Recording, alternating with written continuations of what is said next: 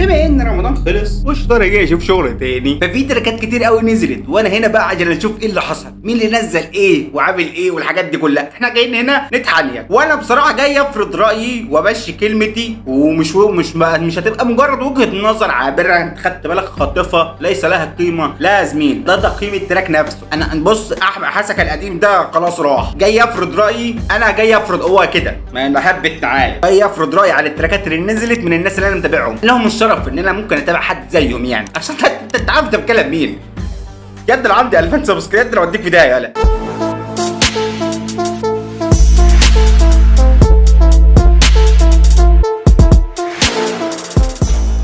ونبدا يا زميلي باقوى كليب نزل من ساعه العيد لعند وقتنا هذا، لعند تصوير الفيديو ده رابع يوم العيد، اللي هو بمعنى اصح تراك الشيطان شاطر خلع العيال باظ، كل الشباب خاب والبنات ظالم، الصحبه معميه. وهو فعلا اقوى كليب انا اتفرجت عليه لعند وقت تصوير الفيديو ده، وده عشان انا اتفرجت على الفيديو كليب كتير وعيني كانت مبهوره بكل مره ممكن تتفرج على الكليب اكتر ما ودني كانت سامعه ايه اللي ممكن يتقال في الاغنيه. ما اكدبش عليك يا ابن عمي والله العظيم، بس يعني هو ده اللي حصل. فانا كنت مركز مع الكليب بصراحه اكتر من الاغنيه. فبصراحه انا عاجبني التراك عامه، الانتاج ده كله عاجبني كله، لان حاسس ان كله متماشي مع بعضه. يعني حاسس لو الاغنيه اصلا طلعت بطريقه غير كده كان الكليب هيختلف يعني 180 درجه. انا كنت هقول لك 360 بس مش مهم يعني الكليب معنى صح كان هيختلف 180 درجه. بس بصراحه الكليب انا عاجبني قوي. الكليب فيه تريكات كتير جدا، حتى يعني تحس الالوان بتاعته مختلف عن اي الوان انت ممكن تتفرج عليها في اي كليب، فداخل دماغي. فعشان كده يا زميلي وعلى الدغري الكليب هياخد معانا 9 من 10.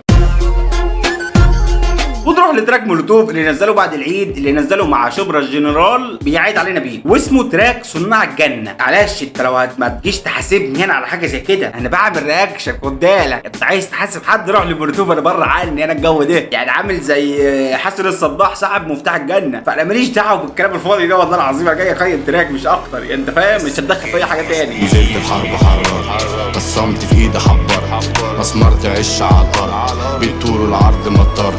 انت لو تعرف شبرا الجنرال هتلاقي ان التراك ده مختلف تماما عن اي تراك هو عمله. لان انا من ساعه ما سمعت او من ساعه ما عرفت حاجه اسمها شبرا الجنرال، انا اسمه تقيل على لساني قوي، فانت هتلاقيني بتلخبط كتير يعني. المهم يعني من ساعه ما سمعت حاجه اسمها شبرا، والراجل ده معتمد فلو واحد، يعني فلو واحد في كل تراكاته، في كل مهرجاناته، في كل حاجاته، في كل افلامه، في كل مسرحياته، في كل حاجه. هو حرفيا فلو واحد. بس انا ما اعرفش ايه اللي اختلف في الفيديو ده، او ايه اللي اختلف، قصدي ايه اللي اختلف في الاغنيه دي فخلاه يغير فلو ويبان اكتر واحبه كده مره واحده. يعني هو كان داخل شاتمني قبل كده بس مش مهم يعني، ده مش موضوعنا. يعني الحوار عدى عليها بتاع تقريبا 5 سنين، فبالنسبه لي الحوار ما حصلش اصلا. فالمهم يعني انا بالنسبه لي التراك ده حلو قوي لشبرا ومولوتوف، وخصوصا انه انتاج وغناء كمان مولوتوف، فبالنسبه لي كده اتعشت. والتراك بصراحه انا شايفه حلو، فانت لو ما سمعتوش ادخل اسمعه. بصراحه التراك حلو فعلا ويتسمع اكتر، يعني يطلع ترند بمعنى صح. مش هقول لك يتسمع اكتر مهم، لا التراك فعلا يطلع ترند. شبرا الجنرال فيه مختلف تماما، ومولوتوف انت اول مره تسمع منه التون اللي هو بيغني بيه ده. يعني مولوتوف ايوه ممكن يعمل تراكات بسيطه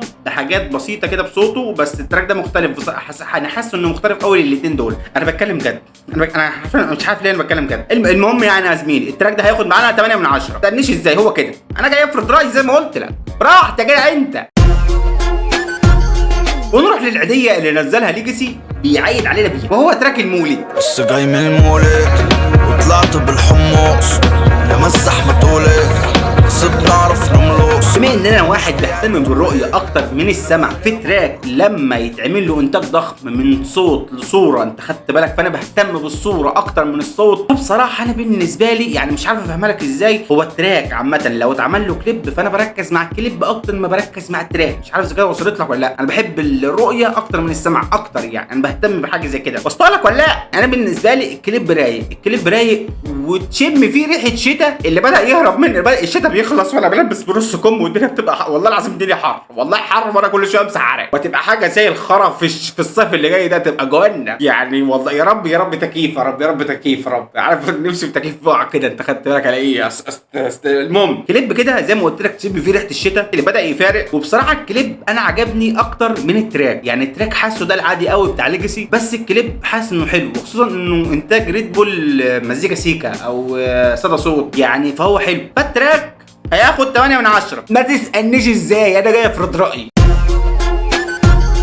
ونروح يا زميلي على طول لسادات العالمي في تراك ما تعملش جدع اعمل فلوس. تعملش جدع اعمل فلوس، اصلا مش دايما وبيبوظ، هعمل النايك عاشوش، عايز ادعك الفانوس. الفايق قوي الجمله دي، يعني عارف انت لما تلاقي فيديو مكتوب عليه شاهد الفتاه الذي ضربت امها بالعصايه ثم فتحت دماغها وبعد كده مسكوا المستشفى فلقيت ان امها اصلا ما عندهاش دماغ، وبعد كده رجعوا دفنوا امهم عشان هي اصلا كانت زومبي من الاول، فرجعوا قتلوا اخواتهم عشان اكتشفوا انهم، يعني عارف انت القصه اللي بتحكي في التايتل. انا بالنسبه لي التايتل ده جامد قوي بصراحه، بتاع اسم التراك بتاع سادات، لو ما تعملش جدع اعمل فلوس. ودي نصيحه يعني دي تحسها نصيحه وتحسها تايتل فيديو كده، وبما ان ده كليب اصلا فبصراحه كليب جامد فيه سنه عشوائيه، بس يعني واخد قوي من روح اللي بيغنوا ريشا كوستا والعالمي دي، يعني بمعنى صح ان دي المناطق بتاعتهم هم اللي عايشين فيها، فانت تحس بعشوائيه اكتر، تحس يعني مش يعني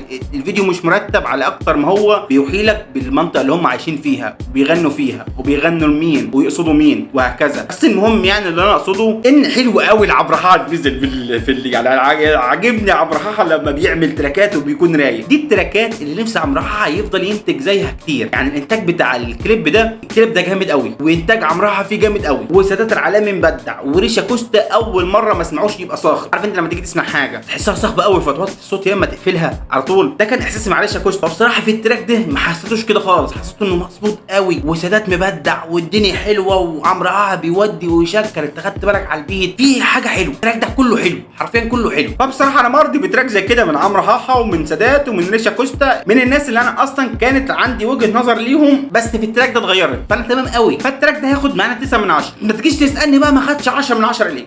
الكمال لله وحده، احنا مش هنكفر، انا مش هكفر، انا عامه مش انت عايز تديله 10 من 10 يا عم اديله انت 10 من 10 بره عني. نروح بقى يا زميلي للمدعكه اللي عماله تنزل واحده ورا واحده، اللي هو بمعنى صح البوم الصواريخ. في وقت تصوير الفيديو ده المفروض نازل 4 تراكات، المفروض يعني تراك بالحب، وتراك عندي صاحب، وتراك الناس بتبص، وتراك كله كوم. يعني انت بص انت على وضعك والله يا جدعان. الصواريخ دي جامده فشخ، تيم الصواريخ اللي بيعمل مهرجانات ده جامد فشخ. انت لو سمعت التراكات دي او لو سمعت اصلا تراكات الصواريخ عامه فهتلاقي حاجه مشتركه، ودي تفصيله بسيطه مش اي حد ممكن ياخد باله منها، او مش اي حد ممكن يركز اصلا في اللي ممكن ينزل بعد كده او اللي نزل قبل كده علشان يلاقيها. مش عارف ليه انا بتحنك على حاجه زي كده، بس حابب اقولها لك يعني بمعنى صح. في الافيه اللي يكون دايما معلق في دماغك حتى لو انت هتسمع التراك بتاعهم مره واحده، او لو حتى انت معدي في شارع ففي واحد مشغل الاغنيه وعلى حظك انت الكورس هو اللي شغال وانت معدي، انت حرفيا الافيه ده بيعلق في دماغك عادي، هتفضل تردده على طول، هتحلم بيه. فهم دايما في كل تراكاتهم الصواريخ عامه، ودي حاجه حلوه فشخ، دي حاجه مش اي حد يقدر يعملها. يعني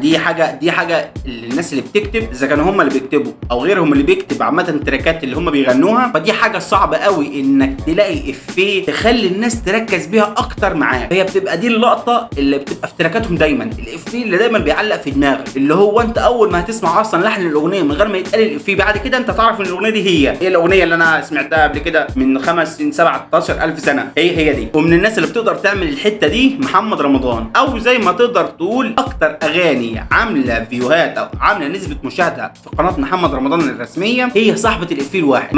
مش في دماغي امثله، بس يعني تقدر تقول مافيا ونمبر 1 والسلطان، فدي الاكتر تراك، يعني دي التراكات اللي حاضره في دماغي عامه. دول التراكات اللي هم دايما صاحبه الافيه اللي دايما بيركب في دماغك، واللي دايما تسمعش التراك غير بالافيه ده. يعني هو كده انت لو هيقول 500 حاجه هو الافيه ده هو اللي يعلق في دماغك. فانا مع الحته دي صعبه ومش اي حد يقدر يعملها. فمبدئيا كده بسم الله الرحمن الرحيم كده البوم الصواريخ اللي لسه بينزل واللي لسه هينزل 9 من 10. هو كده ده اللي عندي.